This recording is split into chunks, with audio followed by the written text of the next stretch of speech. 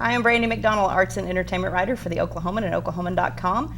And it's opening day of deadCenter Film Festival. We've had filmmakers in our studio all day talking about their films. And right now we have Jacob Hamilton, who is the director, and Mary Beth Minnis, who is the executive producer of Jumpshot, which is a sports documentary that is actually the opening night, one of the opening night films. It's going to start in about an hour. So, but it's an exciting, a lot of people are really excited about this film because it is actually about the history and the man who invented the jump shot, which I think that I love the clip from the film where people are like, somebody invented the jump shot, but yes, somebody invented the jump shot, and you got to talk to him. We did, yeah. You know, that clip is the first thing that when you mention somebody actually invented the jump shot, they're like, wait, someone really did invent a jump shot? It didn't exist before that? And so it's a fun thing to include in the film because that's always everybody's first thought, and that's why it's at the front of the film.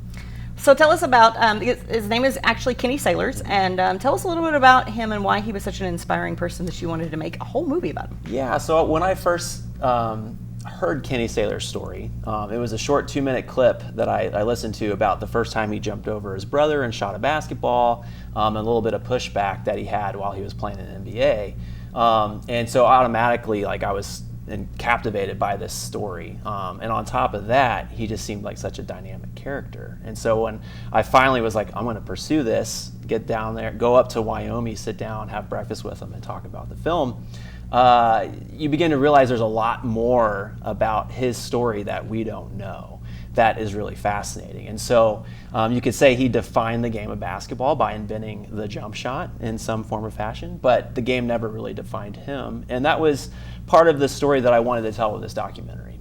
It's interesting because I think he was pretty kind of a fan favorite. He was kind of fairly well known whenever he was at Wyoming, and I think that he led the Cowboys to a national championship. But then I think he's sort of like, I think people kind of lost track of him after a while, and he sort of, I guess, fell into obscurity, I guess you would say. Yeah, I mean, so something about that era of basketball in the 40s and early 50s, basketball was still a relatively new sport. I mean, the NBA was founded in 1946, 47. Or professional basketball was, and it wasn't nearly as covered as like football, boxing, and baseball was to the public eye. And so these guys weren't really well known at that time. Kenny was known in his circles, you know, that knew he was playing, but outside of that, I mean, you had to physically go to a basketball game. You know, you didn't have TV, or maybe you caught it in a picture in a magazine or a newspaper. And then, you know, he decided to when his time was up with basketball, he wanted to focus more on his time with his family, and disappeared for a little while from the spotlight. And we get to also explore a bit of that in the film as well. That's interesting. Well, Mary Beth, your name is on the list of producers with some fairly well-known humans. So talk a little bit about some of the people who participated in the film with you. Oh, we love it. Steph Curry is an executive producer with us, and he's been amazing. And he's arguably the best jump shooter of all time. So we were thrilled that he wanted to be a part in the film and also be an executive producer. And we also got the privilege of interviewing Kevin Durant and Dirk Nowitzki, who are, you know, Hall of Famers. And I guess that's pretty exciting, but also a testament to how much he sort of impacted the game, I guess.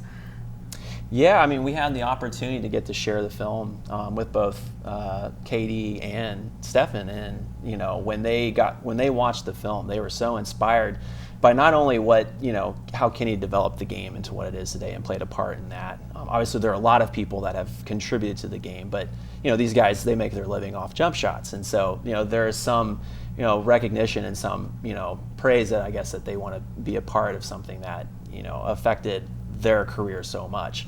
But they're also really inspired by the life that he chose to live as well. Kenny is one of those guys that I think is a natural leader, and for men and women who are playing at that level, I think a lot of them have reached that point in their career where they are leading other people around them, and Kenny's a model example of what that leadership should be on the court and off the court.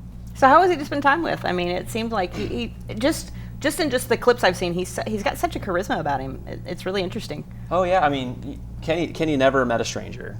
He's always talking with people around, wherever he is, whether he's at the grocery store or hanging out at the University of Wyoming.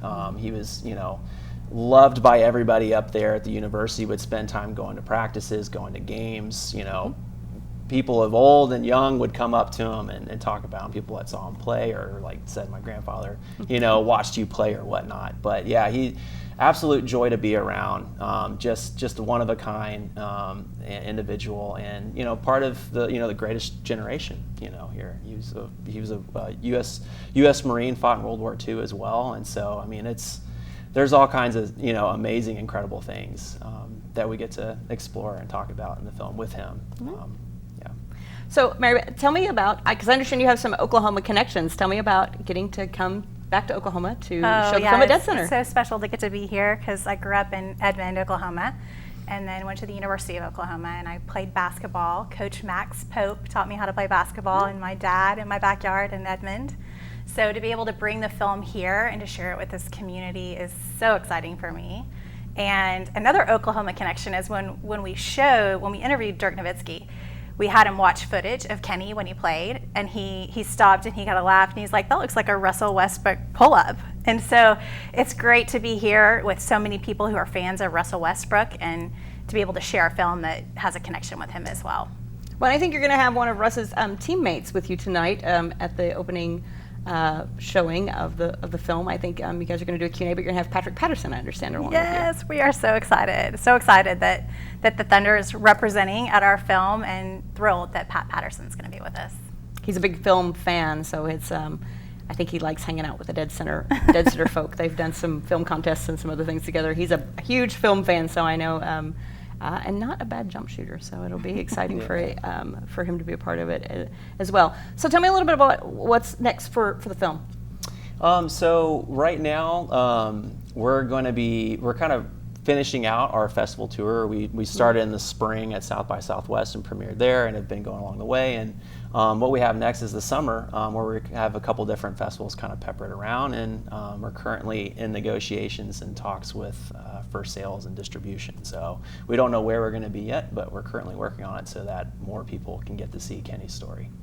So you guys are actually both based in Austin, I think. How was it to how was the response whenever you guys premiered it at South by, and what's been the response at the subsequent festivals? Oh, it's been amazing. Amazing. I mean, yeah, to get to premiere a film in your hometown, and this is you're kind of getting the best of both worlds, because you got to do it in Austin, now you're going to come to Oklahoma, I mean to premiere at South by was fantastic. You get 3 screenings. We were awarded a 4th because we were filling out our theaters, and so it was a real honor to get a buzz screening from there. And we won the Audience Award at the Hill Country Film Festival in Fredericksburg, Texas. And so we've been getting, both audiences and critics have been speaking highly of the film, which we couldn't be more grateful for.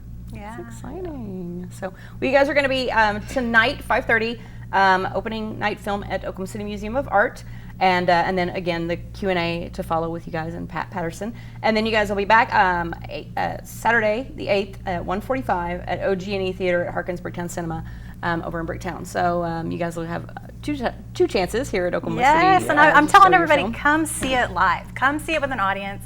Come see us. Come watch the Q&A. They won't regret it. It's such a great use of your time. All right. I think it's been a very uplifting experience, I think, from what people are telling me. So that's got to be exciting, I guess, to be able to bring something that absolutely something for the whole family. So we're so excited to be able to bring it here. All right. Well, thanks for coming in. Appreciate the time. And if you want more information on deadCenter, of course, go to the deadCenter website. We also have lots of coverage in the Oklahoman and at Oklahoman.com that you can check out of lots of filmmakers and all of the different activities that are going around it. There's 140 films at deadCenter, but there's also parties and a kids film festival and tech center and all kinds of other great stuff. So definitely make it out to deadCenter if you can this weekend. It runs through Sunday in downtown Oklahoma City. And we just really appreciate you guys coming in today, and hope you have a great rest of the day. Thank you for having us.